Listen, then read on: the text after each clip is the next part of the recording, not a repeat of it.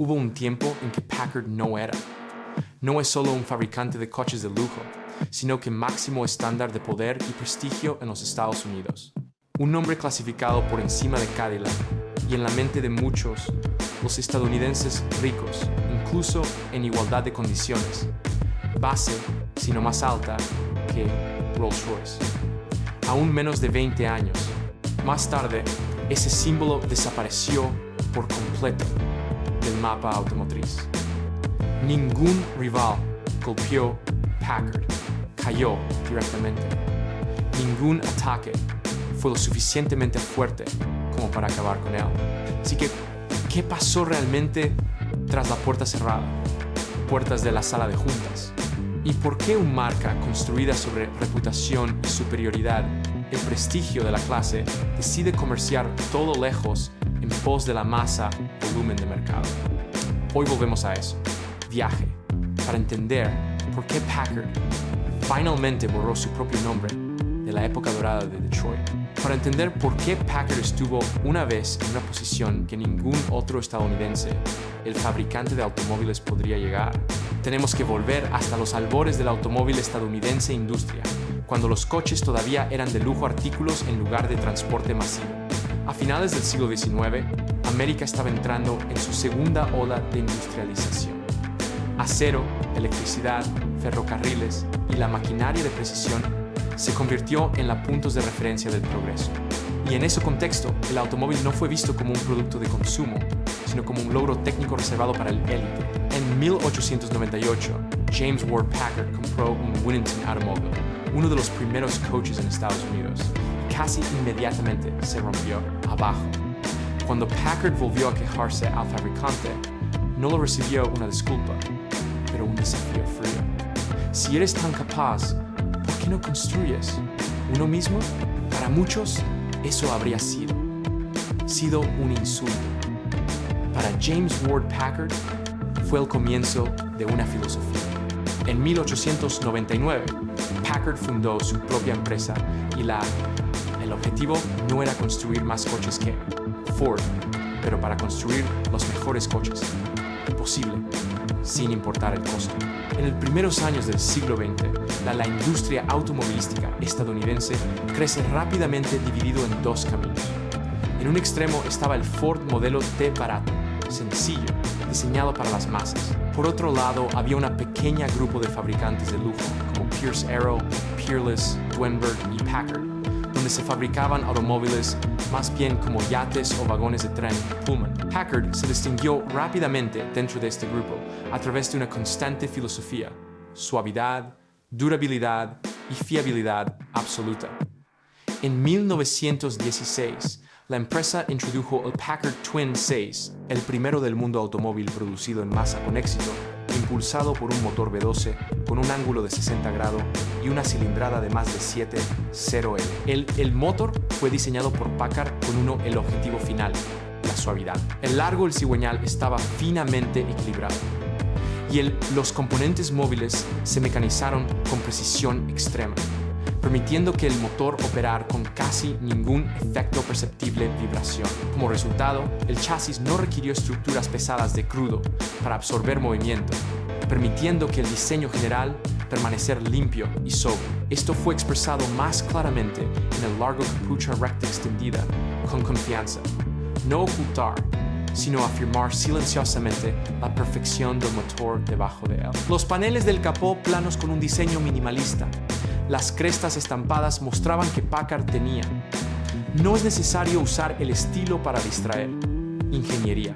Al frente, el alto parrilla de radiador minimalista vertical transmitió la senilidad de la arquitectura frontal, colocando el coche en una postura de control total.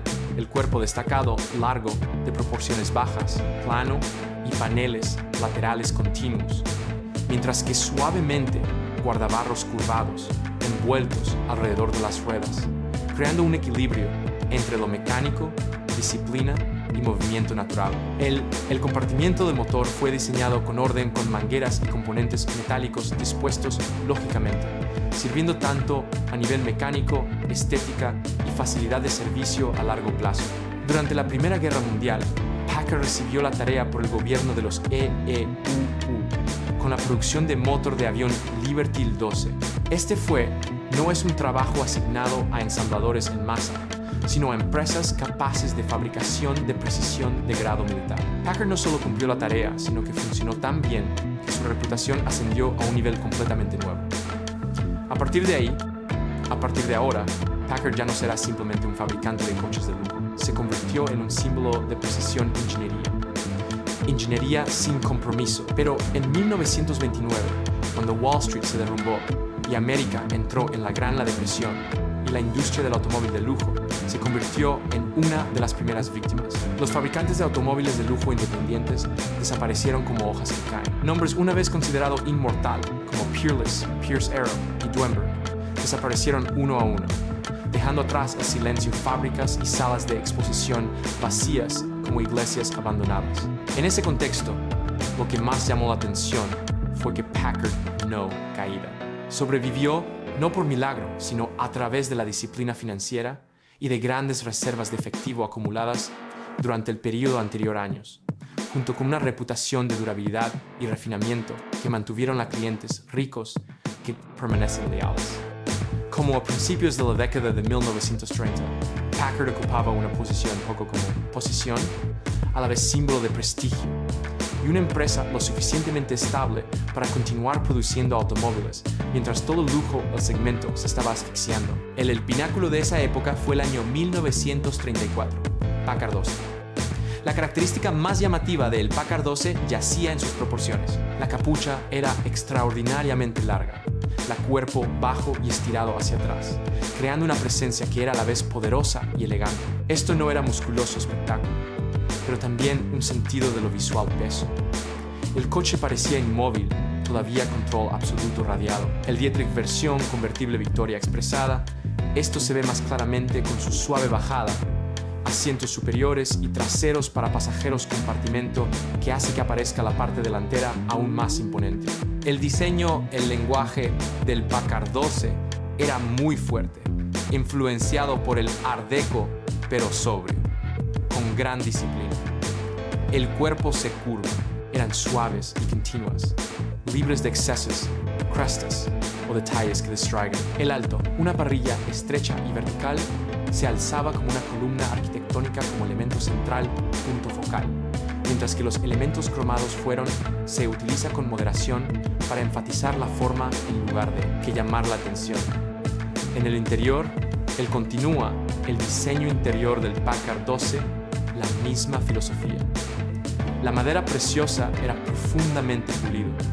El cuero era grueso, suave y duradero, y componentes metálicos. Eran pesados y sólidos al tacto. Todo estaba dispuesto con equilibrio y claridad, sin ningún sentido de experimentación o compromiso. El Packard 12 no necesitaba demostrar que lo era lujoso. Hacía que la gente se sintiera lujoso con solo acercarse a él. Sin embargo, en medio de la depresión, vendiendo, los coches de ultra lujo no podían sostener toda la operación por mucho tiempo. Y así, el liderazgo de Packard alcanzó una decisión impulsada por la supervivencia de crear un mundo más Packard asequible para mantener el efectivo flujo. Por lo tanto, el Packard 120 fue introducido en 1935. Este cambio fue visible inmediatamente en su diseño. En general, el Packard 120 mantuvo las características familiares de la marca. Parrilla vertical, proporciones equilibradas y postura digna, pero todo estaba reducido, suavizado y simplificado para adaptarse a un nuevo segmento de mercado. En comparación con el Packard 12, el Packard 120 presentaba un cuerpo más corto y estrecho y se puso de pie un poco más alto, creando una sensación de agilidad y practicidad en lugar de autoridad. La capucha permaneció mucho tiempo en el estilo clásico de Packard, pero ya no transmitió una impresión de excesivo poder, inclinándose en cambio hacia lo funcional e intención. Las líneas de carácter corporal se volvieron más pronunciadas, ya no perfectamente plano, sirviendo para mejorar el impacto visual en lugar de gran tamaño, una señal sutil de que Packard había comenzado a considerar la masa atractivo más que aristocrático estándares únicamente. El diseño frontal del Packard 120 reveló el compromiso más claramente. En la parrilla se mantuvo alta y vertical, pero estaba simplificado con profundidad reducida y menos presencia arquitectónica. Se utilizó cromo, más generosamente para aumentar la sala de exposición atractiva. Los guardabarros eran más redondeados, visualmente más amigable para los compradores habituales. En lugar de llevar la popa, la seriedad de la gama alta de Packard modelos. El interior del Packard 120 aún supera las normas de la industria. Buenos materiales, diseño ordenado, fácil de leer calibres, pero maderas preciosas y gruesas, y se reemplazaron componentes de metal pesado con materiales elegidos por costo-eficiencia. Comercialmente, el resultado fue explosivo. Su precio ronda los $1,000, en comparación hasta $3 o más para los modelos más antiguos. El Packard 120 vendidos en cantidades mucho mayores, restablecer la producción de la fábrica y convencer a muchos que Packard había vencido a la Gran Depresión. Pero un costo invisible comenzó a tomar forma por primera vez. El nombre Packard ya no era exclusivo de la clase alta. Un gerente de nivel medio ahora podría conducir la misma marca que un presidente corporativo y exclusividad una vez. El alma de Packard se erosionaba día a día a día. Para 1945, la guerra había terminado y Estados Unidos entró en una era completamente nueva.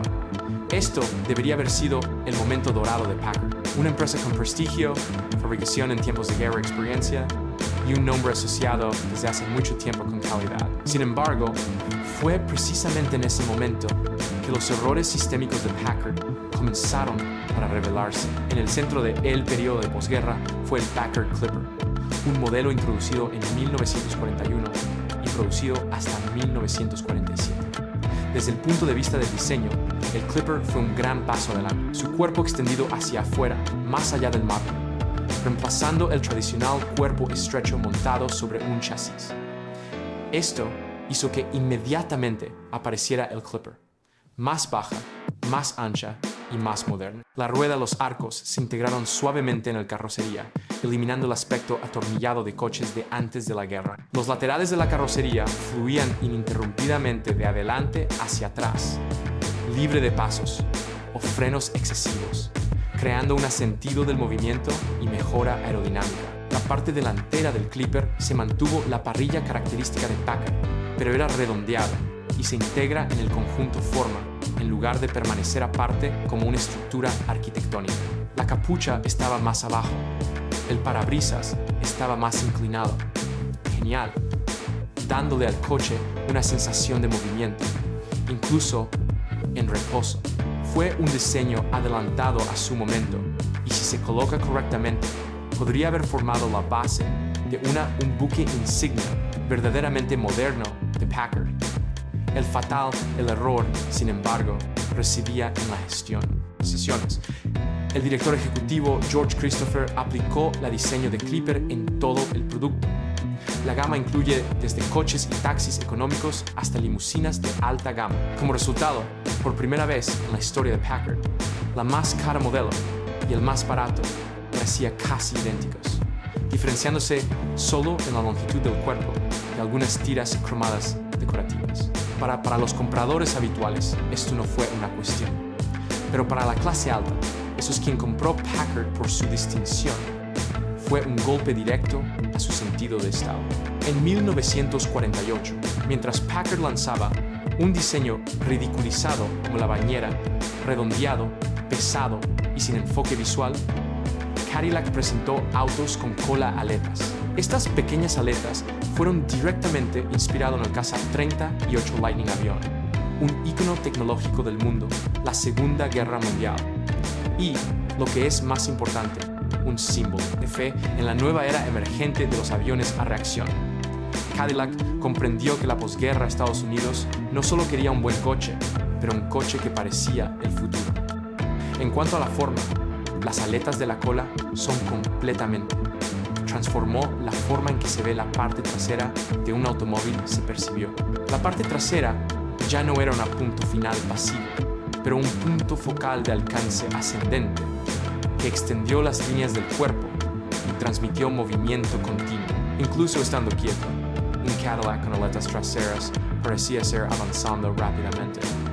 Esta diferencia no fue meramente estético, sino generacional. Packard fue gradualmente etiquetado como un coche de anciano, un vehículo para el conservador y para los que no pudieron ya, no puede seguir el ritmo de los Estados Unidos de la posguerra. Cadillac se convirtió en el símbolo de la nueva clase media acomodada del éxito moderno de velocidad y luz de neón. Packard se mantuvo duradero, se mantuvo suave, pero eso ya no fue suficiente. La tragedia fue que a Packard no le faltaba capacidad de ingeniería. Lo que le faltaba era la perspicacia para entender que después de la guerra el automóvil ya no era solo transporte, sino una declaración personal. Al seguir creyendo que la calidad solo prevalecería, Packard falló, momento en el que el mercado pasó de lo mejor a lo más deseable. A principios de la década de 1950, Packard entró en la fase más peligrosa de su existencia. Todavía tenía reputación, pero ya no. Tenía una dirección clara. En 1952, la dirección apostó por una nueva figura, James J. Nance, un director ejecutivo externo de la industria de bienes de consumo, no del mundo de los automóviles de lujo. Nance identificó rápidamente el núcleo problema. Packard se había diluido. La solución, al menos en teoría, era sólida. Para separar las marcas Clipper, atender al segmento del mercado masivo, mientras Packard volvería a su estado actual, posicionarse como una marca de lujo. Pero el problema no era la idea, era el momento. Para cuando Nance empezó a intentarlo para reparar la identidad de Packard, el mercado ya se había alejado. En un esfuerzo por competir directamente con General Motors, Nance tomó una decisión de vida o muerte: adquisición de Studebaker en 1954. En el papel fue un matrimonio estratégico, combinando dos fabricantes de automóviles independientes para alcanzar la escala necesaria para desafiar los tres grandes. Pero la dura realidad emergió rápidamente. Las finanzas de Studebaker, los registros, habían sido severamente ocultados. Los costos de producción eran mucho más altos que reportado. En lugar de fortalecer Packard, Studebaker lo vaciaron, sangrando Packard seco para sostener una perpetua socio no rentable. A partir de ese momento, cada decisión de ingeniería se convirtió en una carrera contra el tiempo y en rápida disminución capital. Irónicamente, fue durante el periodo más oscuro que los ingenieros de Packard produjo algunos de los trabajos más técnicamente coches logrados de la última generación de la empresa años. El primero fue el Packard Caribe. En términos de diseño, el Caribe marcó un giro poco común hacia un lenguaje visual audaz para Packard. El cuerpo era bajo y ancho, las líneas laterales más afiladas, la parte delantera aplanada con la parrilla y los faros característicos de Packard presenta párpados sutiles que crean una apariencia moderna pero controlada. En la característica más llamativa fueron los dos, o esquema de pintura de 3 tonos, claramente segmentado y nunca caótico, sirviendo como una declaración de que Packard todavía podría ser distintivo sin recurrir a la cola, aletas o exhibición excesiva. Debajo del cuerpo se encontraba una mochila desarrollada motor bocho con cilindrada entre 352 y 374 cub en producir más de 300 caballos de fuerza. Una cifra impresionante para mediados de la década de 1950. Pero, como todos los Packard anteriores, el motor no fue diseñado para ser ruidoso o teatral. Enfatizó la gama baja par motor, que proporciona un rendimiento suave, constante y aceleración controlada. El poder se ocultó deliberadamente detrás refinamiento acorde con el espíritu del lujo clásico americano. Cuando se combina con el ultramático mejorado transmisión y el nivel de conducción Dorsian, sistema de suspensión, el Packard Caribbean entregó una experiencia de conducción que fue algo plano, estable y sereno. Muy pocos contemporáneos podrían igualarlo. Luego vino el Packard Patrician. En diseño, el Patriciano conservó una presencia digna y equilibrada. El cuerpo era largo, bajo e imponente, sin parecía pesado. Los paneles laterales estaban recto y limpio, con cromo usado. con moderación para enfatizar la forma en lugar de llamar la atención.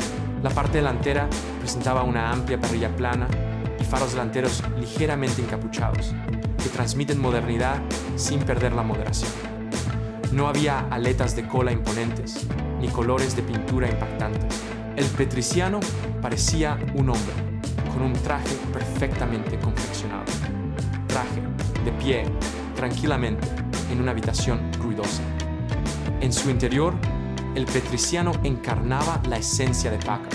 Filosofía tradicional, un espacio diseñado para uso a largo plazo.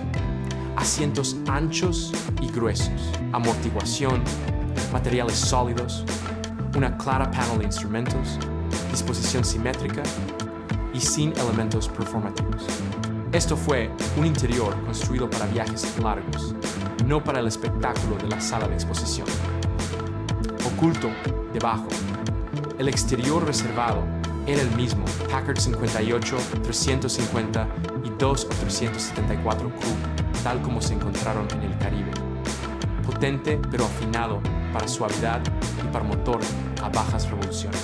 Combinado con la transmisión ultramática y suspensión de marcha a nivel de torsión, la Patrician me ofreció un viaje que fue plana, estable y casi aislada del camino. Pero la tragedia fue que Packard ya no tenía los recursos para terminar correctamente un Packard apresurado. Reubicaciones de fábricas, falta de capital y la presión de producción provocó que en 1955, hasta el año 1956, los modelos sufrieron numerosos problemas. Fugas de aceite, transmisión fallas, mala calidad de construcción, una reputación de 50 años de durabilidad colapsó en solo 2 años modelo. Para los compradores de lujo, esto era imperdonable. 1957, todo estaba casi terminado para Packard. Aunque el nombre todavía apareció en el capó, el dinero se había ido. Las fábricas fueron cerradas, la ingeniería, los equipos fueron recortados y Packard ya no. Tenía la capacidad de producir un verdadero automóvil que lleva su propio ADN. En una situación desesperada, en un intento de sobrevivir, Packard aceptó el compromiso más amargo de su historia. El resultado fue el Packard Hawk de 1958, coche que más tarde fue apodado despectivamente como el Packard Baker. En esencia, era simplemente un Studebaker Golden Hawk, equipado con un parte delantera de fibra de vidrio en un intento de se asemejan a un Packard. Las proporciones eran crudo, las líneas forzadas, la nariz pesada y desequilibrado. El halcón no parecía nada como un Packard y nada que ver con lo que Packard siempre había representado. Ver el halcón empacado se sentía como ver un envejecido rey obligado a llevar la ropa de otro hombre ropa para su aparición final. Los distribuidores de Packard se negaron a venderlo, los clientes se alejaron, nadie les creyó. El nombre todavía significaba lo que una vez significó. El 13 de julio de 1958, el nombre Packard fue eliminado oficialmente del nombre de la empresa. Sin funeral, sin gran anuncio, solo una línea de texto que desaparece de registros corporativos estadounidenses y con que una de las mayores marquesinas de EEU.